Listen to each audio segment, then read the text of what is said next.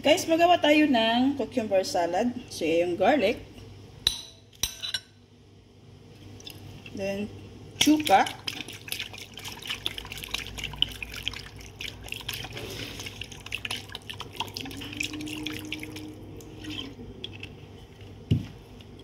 Then, sugar. 1, 2, 3 tablespoons sugar. Then salt, pepper.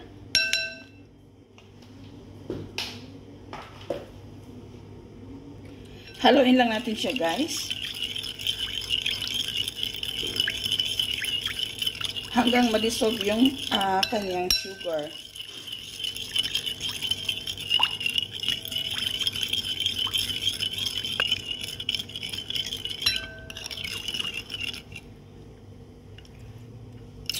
Okay, so okay na yung kanyang lasa, guys. So, ay yung ano niya, guys, sweet and sour.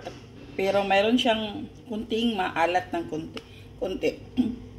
So, yung ating cucumber, hiniwa ko siya ng paganito. Ayan. So, ilagay na natin yung ating cucumber.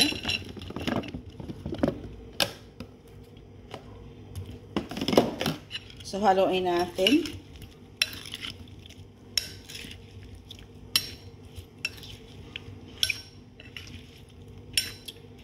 So, okay na siya, guys. Hayaan muna natin siya about ng 10 minutes.